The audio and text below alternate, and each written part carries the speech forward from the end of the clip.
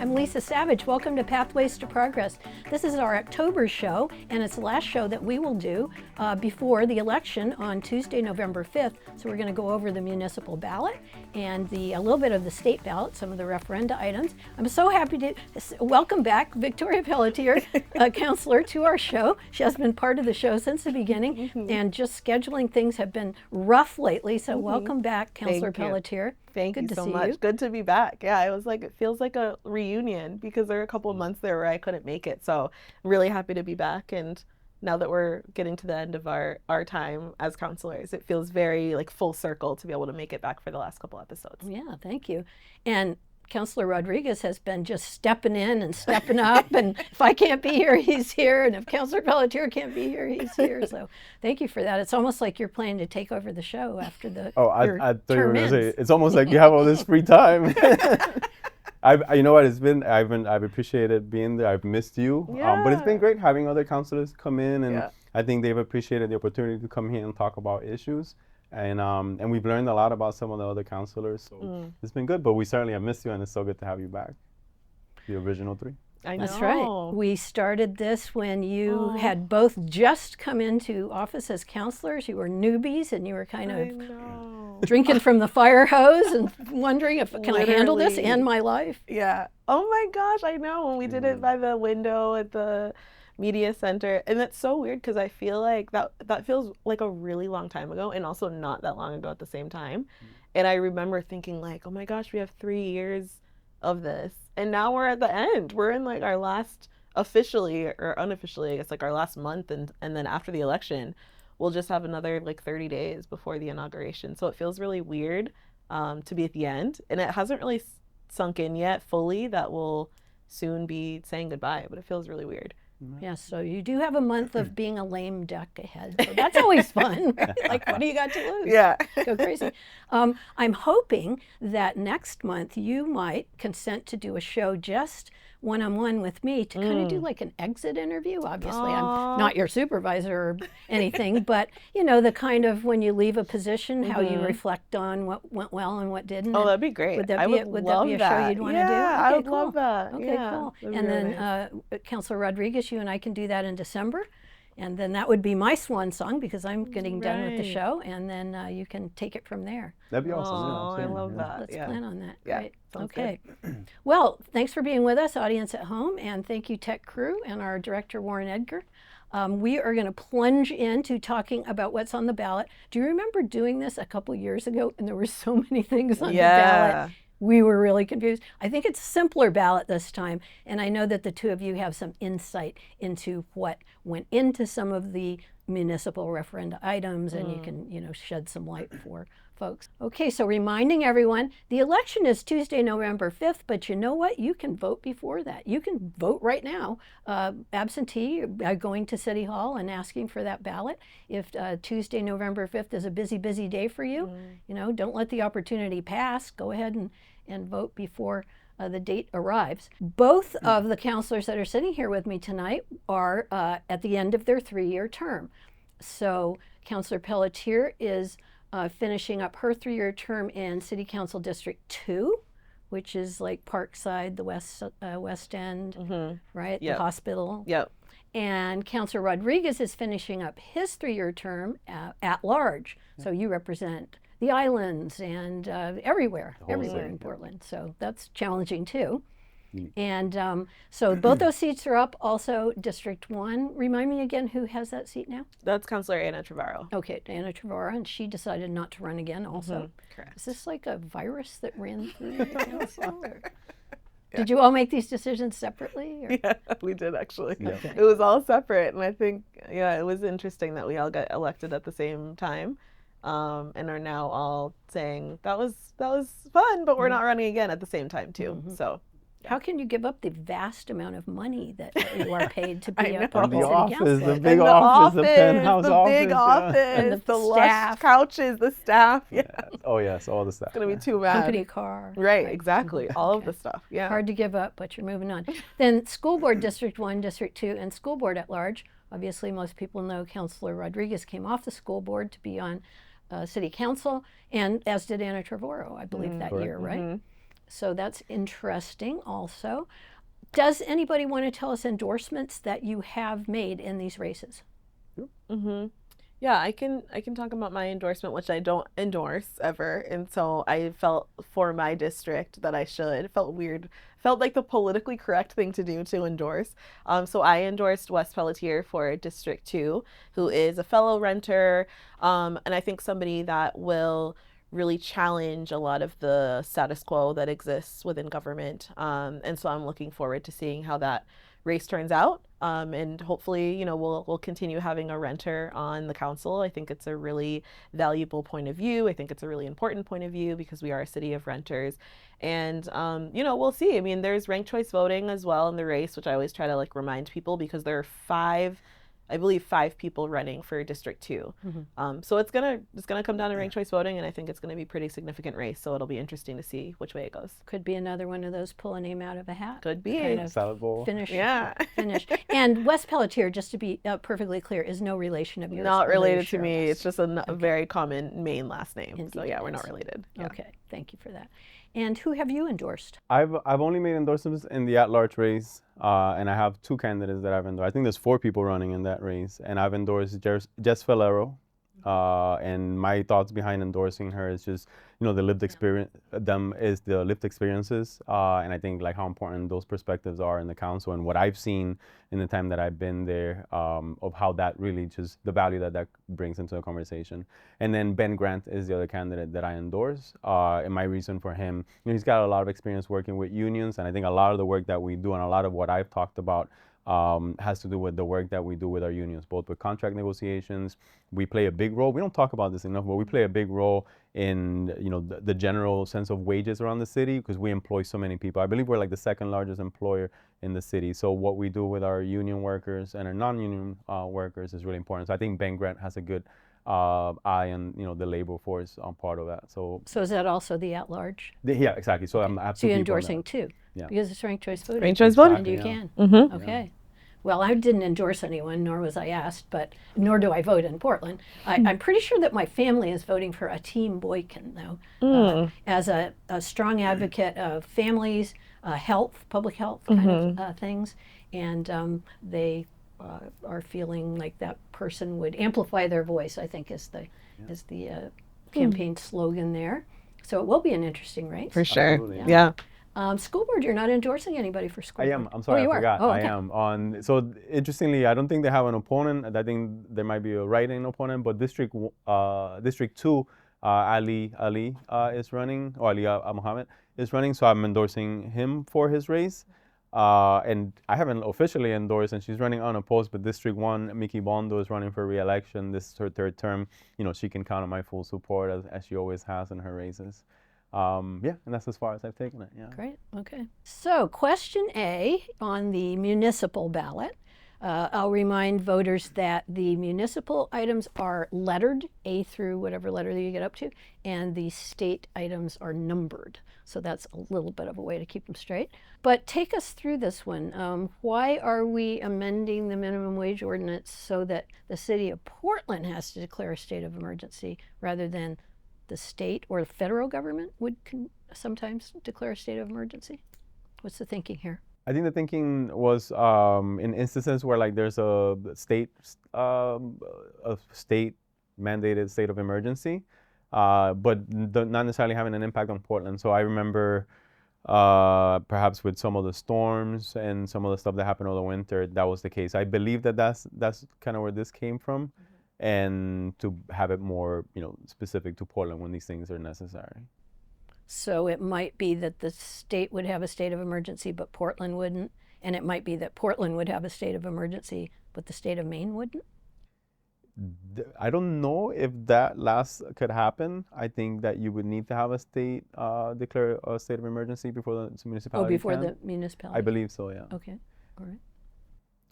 And this is just for the purposes of the emergency, you know, the wage increases. So that's, I think, also a big thought behind that.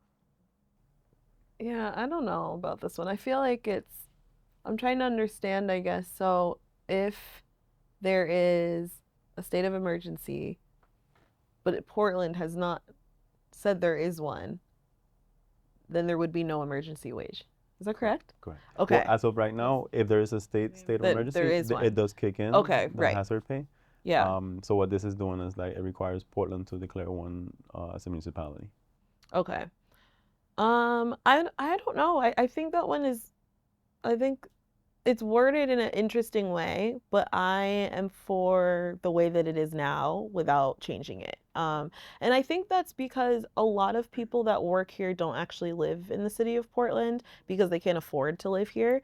And Portland is also made up of service industry workers, frontline workers. They don't have the luxury of working remote. They don't have the luxury of staying home. So I think the very least that we can do is to give them an emergency wage when there is a state of emergency period, not just when it applies to Portland, because they are traveling here and exposing themselves to elevated risk, and that, can be inflated depending on where they're working, what they're doing.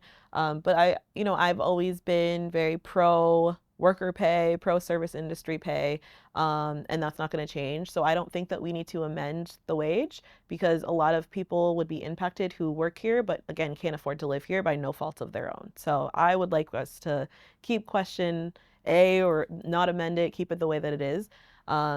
And again, just pay our workers a living wage when they have to show up in a risk of COVID or otherwise because they have to work, because they can't afford to not work.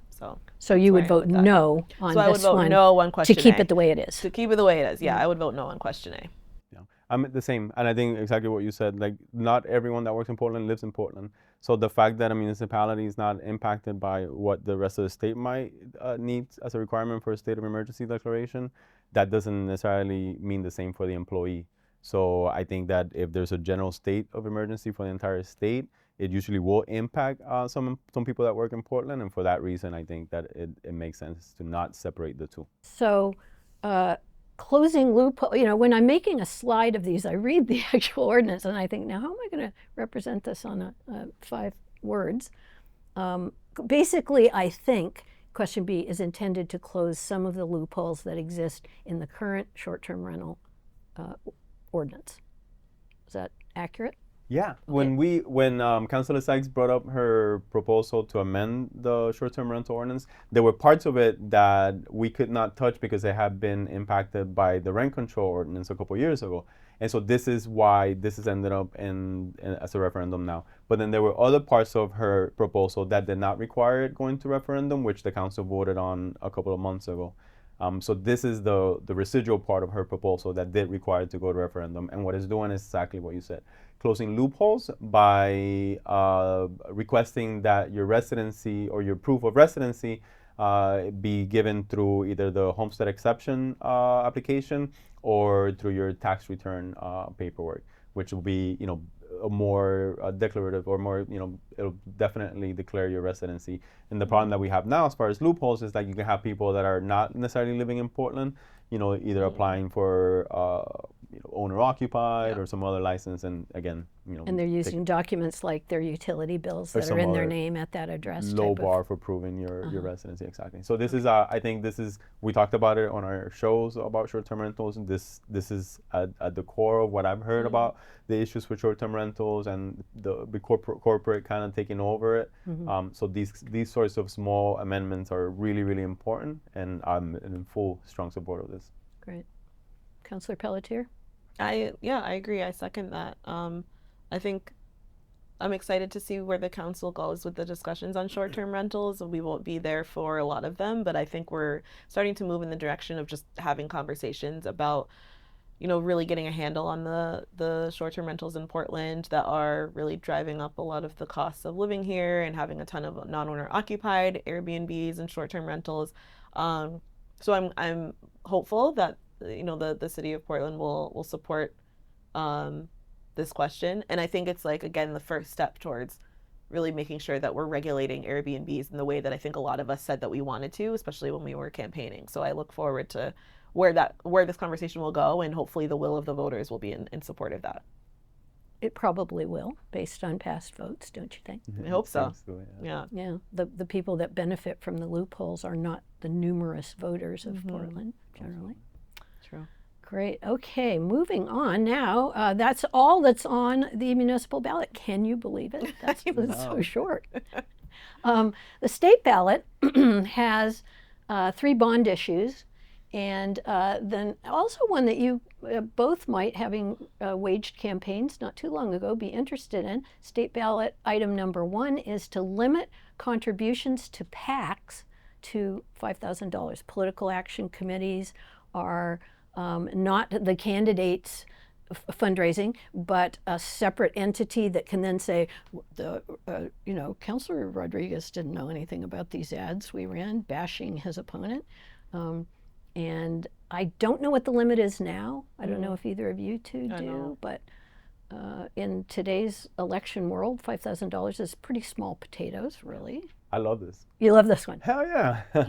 This, when we moved municipality, when we kicked off our municipally funded, campaigns program, that's the whole premise of it, right? That's the whole idea behind this, is to try to take away the corporate kind of take over of campaigns. Now this is different because this is, like you said, it's a PAC. It's not like the candidate themselves spending money, but it aims at it, right? It's taking money that people that can afford to just get a campaign and just run away with it. It levels the playing field, and I mean, everyone that I talk to hates the number of ads that we get on TV, the way that they're put out there. There's no substantive discussion. It's really just like attack ads after attack ads and name calling. So there's very little to benefit from the amount of money and the way that it's being used in these campaigns. So just take the money out, bring it back to like issues and real people's problems. I agree, 100%. I don't know that I have a lot to add. That was great. I'll just point out that $5,000 would hardly buy any advertising at all in any medium. So bond issues, there are 3 of them. We've got $25 million for research, development, and commercialization. We've got $10 million to restore historic buildings. Ooh, that's been a hot potato in Portland. And $30 million for bike and hiking trails. I'm pretty sure I know where Councilor Rodriguez is coming down on that one. But let's talk about research, development, and commercialization. These are what University of Maine gets most, if not all, of that money to pursue any number of different types of projects. It doesn't really specify what they're going to research or develop. Could be things I'm against, like putting a rocket launch site in Maine off the coast of near Acadia, or it could be research on how to grow food in a short growing season. It really could be any kind of research. How are you going to vote on this one? What are you thinking? I don't know. I think there's no other information on like what the research and development is. Has there been any conversation about it?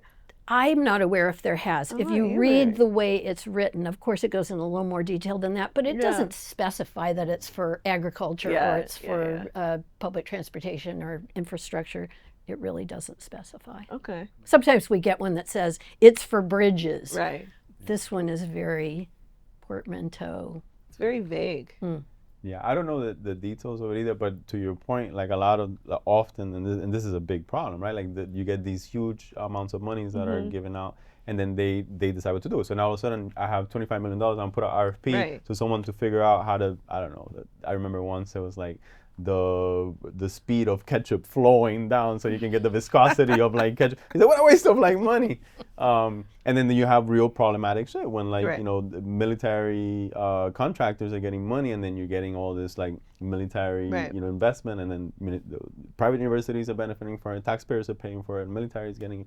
So there's a lot of issues to be had when things like this are not well presented to voters. I don't know. I think I'll probably have to look more into what that money is meant to, but I think what Lisa's bringing up is really important, and we've seen it. We've seen how universities have taken advantage of this over the years. What about restoring historic buildings? I know that both of you voted that the historic building that used to have the Children's Museum in it was not sufficiently historic, and the Art Museum should be able to expand that into that space that they own. This one, again, is more vague. It's not about that specific building. What do we think about this one? I don't know details about this one either, but I understand that some of the buildings that they're aiming at are buildings that are supposed to be like reused or be brought back to use as housing potentially, and so there is, I think, that some this seems to have a more positive end goal to address like housing issues and whatnot. But again, something that I have to dig a little bit more into. It feels another vague one where there's a lot of loophole or a lot of room for decision making kind of after this passes. Obviously, if it's used for housing, low income and affordable housing, which is what we desperately need, then I think that that's one conversation. But if it is being used to restore historic buildings, to preserve their, I don't know, their presence in the state, I don't really know how I feel about that. I think I've been pretty open about my feeling on like historic preservation in general and what history we're preserving, which will segue nicely into the restore former state flag when we get to that question. But I don't know. I think it's another one that I have to look at a little bit more and try to figure out what the goal is. Is it just restoring historic buildings and that's it? Is it going to be turned into housing like you had mentioned? $30 million for bike and hiking trails. Pretty sure you're going to be yes on this one. I'm not sure. I'm not as sure about you, Councilor Pelletier. I like bike and hiking trails.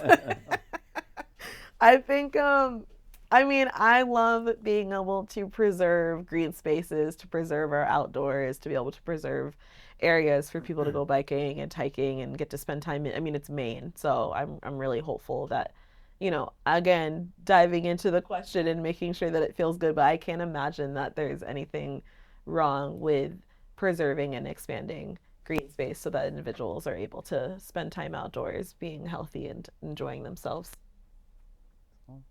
You want me to play devil's advocate? I'm not saying this is my point, but I've heard this point. Okay. A lot of the rail lines in Maine were converted to be bike and hiking trails, so they can no longer be used for light rail for public transportation.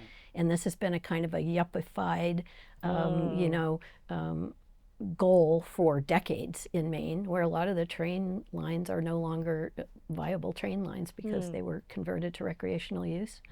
So that might be one objection to this bond. That's very true. That's a good point. Absolutely. But do you support? Yes, I do. investing in I it? do. Yeah. I the work that when we were asked as a municipality to give an opinion on I forgot the name of the trail. But in essence, it was exactly what you're pointing at, that if we do the trail until rail, in essence, you're covering up these tracks or removing them, and it's like there'll be no until rail because you remove, the infrastructure. So yeah, once you go, the problem with it is that a lot of these trails are built over existing rail tracks, and like Lisa said, once you go trail, the rail's out the picture. So yeah, there's a lot there to consider. Okay. It's not as straightforward as I thought. Well, it's good to know. You know what? To this, I don't know if this is true, but at least when I talk to people, bond questions usually it's just like, yeah, yes on bonds. I always vote yes on bonds. Yeah. And so the vagueness on the ballot, they bank on that. I assume. That's a. Well, when do we ever get to argue over design? And I guess, it's a historical. Somebody in the Portland Press Herald comments got really mad at me because they had said, well, it's 2 white men on the existing flag. And I said, well, we're pretty sure they're white, but that sailor there could be a woman. There a lot of women, and especially in those days, would, put on men's clothing and go do men's jobs. Well, that got him pretty mad. Why, you think this is an LGBT woke agenda? It's like, no, I'm a history person, so I'm just pointing out. It's taken so long to get on as a referenda item because they got enough signatures for it. But then, of course, when they realized, but the old flag, there were 17 versions of it. It was the original, somebody would make it at home. So once they realized, okay, we're going to vote on the existing flag versus, there's so many. So then they ran a contest, and this was the winner. I will tell you an interesting perspective. Wabanaki Elder is one of my neighbors, and I asked Barry Dana what he thought of the old flag, new flag.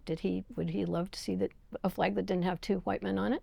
And he said, well, that was the settler flag, the colonists who came and started slaughtering us, so I have no love for that flag either. So that was, interesting perspective for me, as a descendant of those who came and started slaughtering his ancestors to steal their land. From a design standpoint, obviously this flag is far superior, but our flag's really about design. The flag expert that the Portland Press Herald interviewed said, well, one of the objections to the old flag, the existing flag, is there's so many state flags that look like that. They're blue and they've got the state seal or something like it in the middle. So when you see a bunch of them displayed together, there's no way you're picking out, oh, there's the Maine flag. I've thought a lot about this, not like this itself, but like this, like the way that, maybe this isn't like an American thing, but the way that Americans really idolize like symbols, flags, right? Like the American flag. And there's a problem with it, particularly the American flag, right? When you start like wearing it and you see like these horrible kind of like presentations of it, and it gets to a point where it's like you see too many American flags and it's like, oh, what's going on here, right? Like, why do they care for it so much? So idolizing symbols always seems problematic. But then I think back of like my like experience, and like I have a Puerto Rican flag hanging from my rearview mirror, and like the one thing, like this is like running joke for Puerto Ricans, like we love displaying our flag, and like you meet a Puerto Rican, it's like, where's your flag? It's either a tattoo or an undershirt or hanging from the rear view or some shit. And I have Puerto Rican flags all over my house to that end. So I think I display them for myself often. Like it's almost like I want to have this nearby. It's like a part of me.